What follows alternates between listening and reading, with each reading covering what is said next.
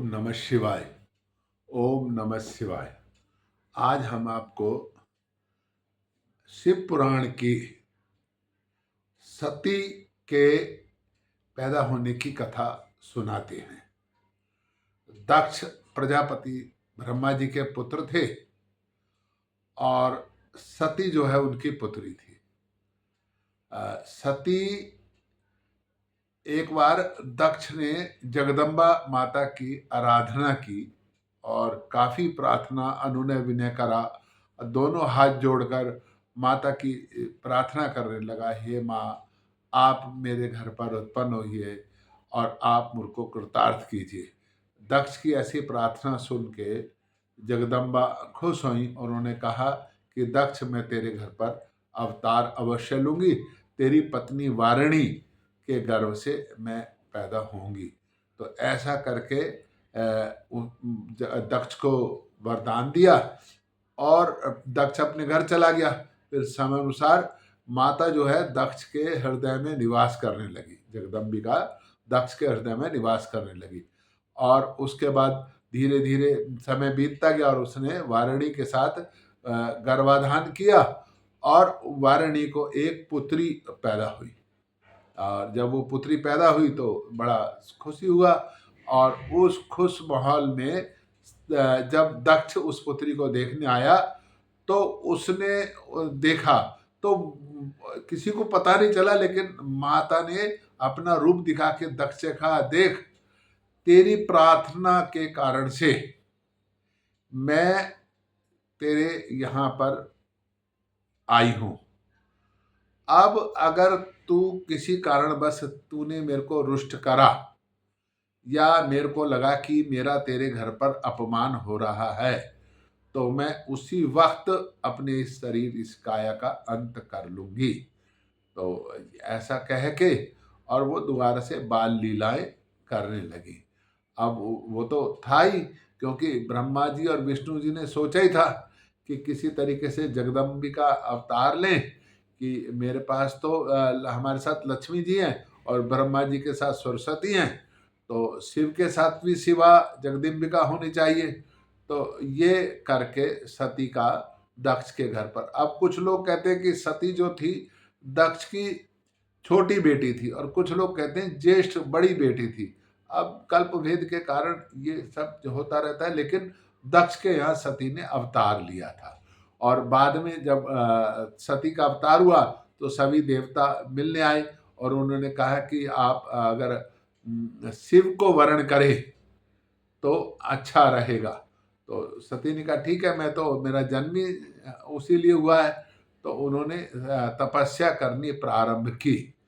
अब वो घोर तपस्या करी तो शंकर भगवान के पास सभी देवता का भी ऐसे ऐसे सती का दक्ष के यहाँ जन्म हुआ और उसके बाद अब वो आपको प्राप्त करने के लिए तपस्या कर रही है।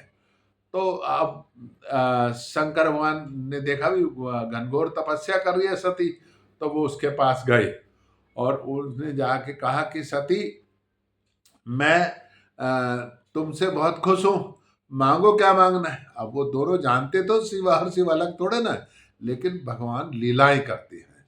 हम लोग उनकी लीलाओं के कारण से व्यर्थ तर्क कुतर्क करते रहते हैं, लेकिन ये भगवान की लीलाएं, उनका आनंद लेना चाहिए। तो शंकर भगवान ने जाएगा, मांगो क्या मांगते हो। उन्होंने कहा, मैं तो तपस्वी आपको प्राप्त करने के लिए तपस्या करूं, मुझे क्या मांगना है। तो उन्होंने कहा, मैंने आपको वरदान दिया और अब आप मेरे साथ हो गई, मैं आपको पत्नी स्वीकार करता हूं, तो चलो। उन्होंने कहा, ना, आप मेरे पिता के पास जाइए, दक्ष के पास, और उनसे हाथ मांगे या वहां पर संदेशा भिजवाइए और विधिवत देखो। और ये उस वक्त भी था, दोनों का सब कुछ था, लेकिन लोकाचार के कारण से और संसार को संदेश देने के लिए सती ने, जगदम्बा ने कहा कि आप मेरे पति के पास जाइए और उनसे जाकर के मेरा हाथ मांगिए। तो ब्रह्मा जी और विष्णु जी और सभी देवता दक्ष के पास गए। उन्होंने कहा, भी दक्ष, ऐसा ऐसा शंकर भगवान ने सती को वरदान दे दिया और अब सती ने भी शिव के लिए तपस्या की थी। तो अब तो दक्ष बोला, मैं भी यही मन से चाहता हूं कि भाई शंकर भगवान जो है सती का और शंकर भगवान का विवाह हो जाए, तो मुझे इसमें क्या ऐतराज हो सकता है। मैं तो ठीक हूँ, आप लोग जाइए। तो वहाँ से वो फिर शिव जी महाराज के पास गए। शिव जी महाराज ने भी इस विवाह के लिए अनुमति प्रदान कर दी। तो दोनों आराम से बड़ी खुशी के साथ मंगल चार करते हुए और शुभ मुहूर्त लगन देख करके शंकर भगवान, जैसा कि दक्ष ने कहा था कि शंकर भगवान मेरे घर पर बारात लेकर आ जाएं, तो शंकर भगवान बारात लेकर गए और जाकर के सती को विवाह कर ले आए। बड़े आनंद उत्सव से ये उत्सव हुआ और इस प्रकार शिव और शिवा का मिलन हो गया।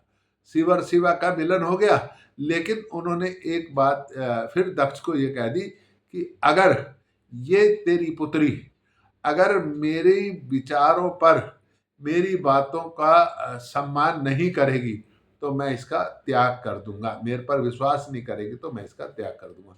क्योंकि गृहस्थी जो होती है आपस में विश्वास से चलती है। तो उस दक्ष ने कहा कोई बात नहीं। तो अपने चले वहाँ से बारात वापिस अपने उसको सती को साथ लेकर और नंदी पर, वृषभ पर आरूढ़ होकर बड़े गाजे बाजे के वापिस गए।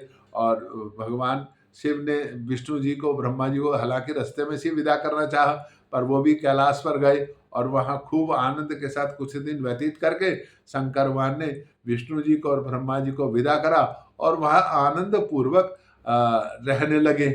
और सती अपने वहाँ अपने बड़े उत्साह के साथ वह अपना दिन व्यतीत करने लगी। अब अगली कथा में जो हम कल बताएंगे उसके अंदर बताएंगे कि किस तरह सती ने दक्ष का यज्ञ विध्वंस करा और वो वास्तव में उस यज्ञ के अंदर सती हो गई।